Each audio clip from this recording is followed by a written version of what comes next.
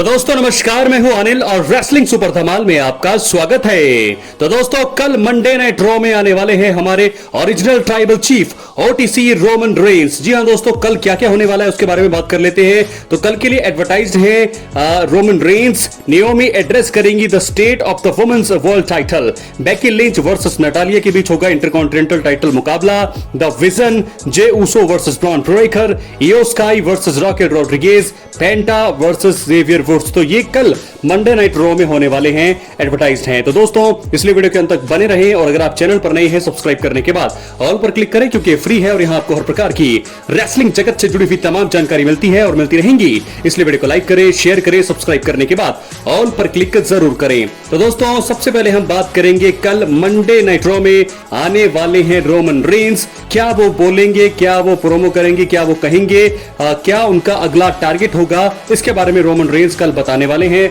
और मुझे ऐसा लगता है कि Roman Reigns clash in Paris में जो उनका मुकाबला है उसके बारे में कल हमें यह पता चलने वाला है कि क्लैश इन पेरिस में रोमन रेंस किसको चैलेंज करने वाले हैं। क्या वो होंगे ब्रॉन्सन रीड या वो होंगे ब्रॉन ब्रेकर। तो क्लैश इन पेरिस के लिए मुझे लगता है कल मंडे नाइट रॉ में रोमन रेंस बताने वाले हैं कि वो किसको करेंगे चैलेंज, क्या वो होंगे ब्रॉन्सन रीड, ब्रॉन ब्रेकर। तो दोस्तों रोमन रेंस का ऑरा ऐसा है कि जब भी वो किसी भी शो के लिए एडवर्टाइज होते हैं तो बहुत ज्यादा यहां पर बिजनेस के लिहाज से फायदा होता है WWE को। तो रोमन रेंस क्योंकि हालांकि दोस्तों मौजूदा समय के सबसे बड़े सुपरस्टार हैं और ऐसे में अब देखना होगा कि रोमन रेंस का अगला कदम क्या होता है क्लैश इन पेरिस में। और उसके बाद मुझे लगता है शायद वो बात कर सकते हैं क्लैश इन पेरिस के बाद भी, या फिर मुझे लगता है वो किसी ब्रॉल का हिस्सा होंगे या उनका कोई प्रोमो होगा। मुझे ऐसा लगता है कि प्रोमो होने के चांसेस थोड़े से कम है।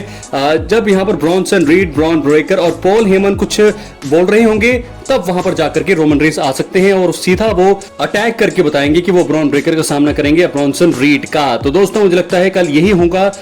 कल मेन इवेंट में मुझे लगता है आ सकते हैं रोमन रेंस। मेन इवेंट में वो करेंगे धाराशाही ब्रॉन्सन रीड को और फिर वहीं से ऑफिशियल हो जाएगा क्लैश इन पेरिस में रोमन वर्सेस ब्रॉन्सन रीड। और यहां पर देख सकते हैं आप the yet to be announced PPV on Saturday September 20, 2025 will be Wrestlepalooza. जी हां दोस्तों, एक नया प्रीमियम लाइव इवेंट जिसका नाम है रेसलपलूजा, यानी कि 20 सितंबर 2025 को बातें हो रही थी बैड ब्लड की या फिर फास्ट लेन की, लेकिन यहां पर WWE ने अनाउंस कर दिया है कि सैटरडे 20 सितंबर 2025 को जो प्रीमियम लाइव इवेंट होगा वहां पर जो है रेसलपलूजा नाम का जो है आपके सामने ये है। ये ECW से लिया गया है जैसा आप देख सकते हैं। तो रेसलपलूजा में ब्रॉक लेसनर और जॉन सीना का मैच होगा और वहीं पर मुझे लगता है कि 2-3 बड़े मुकाबले हो सकते हैं। जी हां दोस्तों, और इसके बाद बात करेंगे बड़ी खबर की। आप जानते हैं क्रिस जेरिको ने दोस्तों यहां पर हिंट दे दिया है कि वो आने वाले वक्त में, अभी वो AEW में काम कर रहे हैं और मुझे ऐसा लगता है आने वाले वक्त में वो WWE में अपना वापसी कर सकते हैं। जी हां दोस्तों,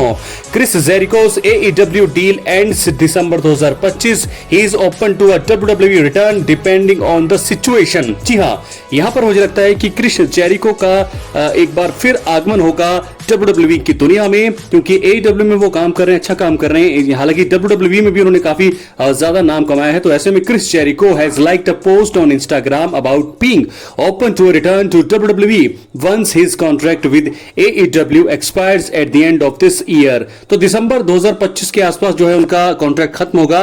तो ऐसे में अगले साल यानी कि रॉयल रंबल में मुझे ऐसा लगता है कि क्रिस जेरिको आ सकते हैं, उनका रिटर्न हो सकता है। तो ऐसे में अगर उनका रिटर्न होगा तो फिर बहुत ज्यादा राइवलरी हो सकती है उनकी रोमन रेंस के साथ, CM पंक के साथ और ब्रॉक लेसनर के साथ, बड़े बड़े नामों के साथ, कोडी रोड्स के साथ भी क्रिस जेरिको का मैच हो सकता है। तो मुझे ऐसा लगता है कि अगर दिसंबर 2025 में उनकी डील एक्सपायर होगी AEW से तो वो WWE में रॉयल रंबल के जरिए वापसी कर सकते हैं। क्या है आपकी राय, कमेंट बॉक्स में जरूर दे। बात करेंगे हम अगली खबर की। दोस्तों समोअन वेयरवुल्फ जेकब फाटू ने यहां पर एक डिमांड की है कि वो भिड़ना चाहेंगे जेफ हार्डी से। जी हां, जेफ हार्डी एक ऐसे खतरनाक सुपरस्टार रहे हैं, लेजेंड रहे हैं WWE की दुनिया में और जेकब फाटू चाहते हैं कि वो उनसे भिड़े, यानी कि जेफ हार्डी की भी यहां पर मुझे लगता है कि वापसी टीज कर दी है जेकब फाटू ने। तो मुझे लगता है कि आने वाले वक्त में WWE में रिटर्न एक और होने को तैयार है और मुझे लगता है जेफ हार्डी भी वापसी करने वाले हैं। हार्डी बॉयज के नाम से काफी ज्यादा मैट हार्डी और जेफ हार्डी फेमस हुए हैं। तो मुझे लगता है कि जेफ हार्डी करने वाले हैं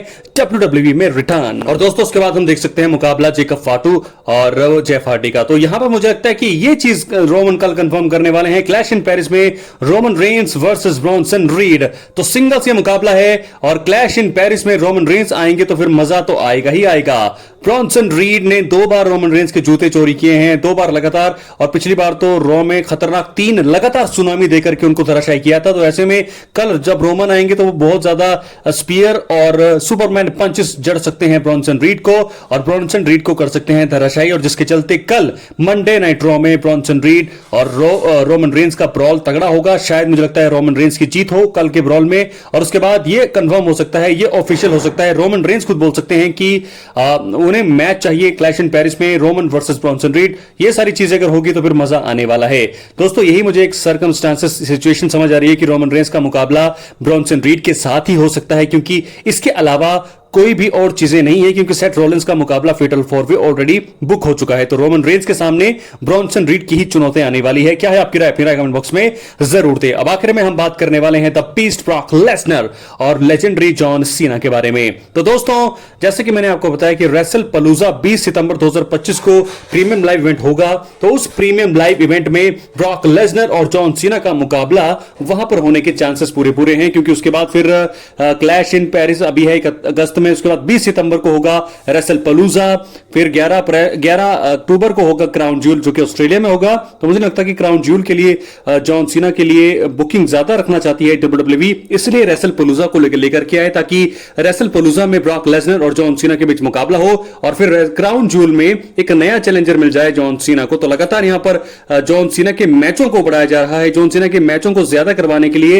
एक नया प्रीमियम लाइव इवेंट लेकर के आई है डब्ल्यूडब्ल्यूई, जिसका नाम है रेसल पलूजा। तो सवाल यह है कि Brock Lesnar versus John Cena का जो मुकाबला होगा रेसल पलूजा में, किसकी जीत होगी? क्या वो होगा आई क्विट मुकाबला, क्या वो होगा नो होल्ड्स बार्ड, क्या वो होगा स्टील केज? फिलहाल बहुत ही तगड़ा मुकाबला, और मुझे लगता है कि राइवलरी आखिरी जो चलेगी इस मुकाबले में किसी की भी जीत हो सकती है। तो आई क्विट मुकाबला हो सकता है John Cena versus Brock Lesnar. तो ये एक चीज है जो मुझे लगता है होनी चाहिए रेसल पलूजा में। उसके बाद फिर जॉन सीना की बुकिंग क्राउन जूल के लिए होगी, उसके बाद सैटरडे नाइट्स मेन इवेंट दिसंबर में है, और सर्वाइवर सीरीज। तो 3 इवेंट उसके बाद होंगे जॉन सीना के करियर के आखिरी, उसके बाद वो हमेशा के लिए डब्ल्यूडब्ल्यूई को कहेंगे अलविदा।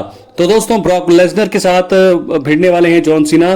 तो जॉन सीना के बारे में मैं आपको बता दूं तो अभी क्लैश इन पेरिस में वो भिड़ेंगे लोगन पॉल से, उसके बाद ब्रॉक लेसनर के साथ भिड़ेंगे वो 20 सितंबर को, फिर उनका मुकाबला अगला होगा क्राउन ज्यूल में, फिर होगा सर्वाइवर सीरीज में, और आखिर में दिसंबर में होगा उनका आखिरी मुकाबला, आखिरी प्रीमियम लाइव इवेंट है। हालांकि दिसंबर में कोई है नहीं, लेकिन बाद में बहुत बताया जा रहा है कि सैटरडे नाइट्स मेन इवेंट होगा, और वहां पर जॉन सीना का होगा आखिरी मुकाबला। कौन होगा? यानी कि 3 से 4 चैलेंजर ही अब बचे हैं जॉन सीना के पास। क्या उनमें होंगे रोमन रेंस? सबसे बड़ा सवाल। लेकिन फिलहाल लोगन पॉल अगले हैं जो क्लैश इन पेरिस में दिखेंगे, उसके बाद ब्रॉक लेसनर, फिर उसके बाद क्राउन ज्यूल में कौन होगा, सर्वाइवर सीरीज में कौन होगा, 2, और तीसरा सैटरडे नाइट्स मेन इवेंट। यानी कि 3 चैलेंजर बाकी हैं जॉन सीना के करियर में। 2 तो हमें पता है, लोगन पॉल, ब्रॉक लेसनर। कौन होने वाले हैं आखिरी 3? कमेंट बॉक्स में जल्दी से आप कमेंट करें, बताइए कि आखिरी 3 रेसलर कौन होंगे जो जॉन सीना को फेस करने वाले हैं। बहुत बहुत धन्यवाद।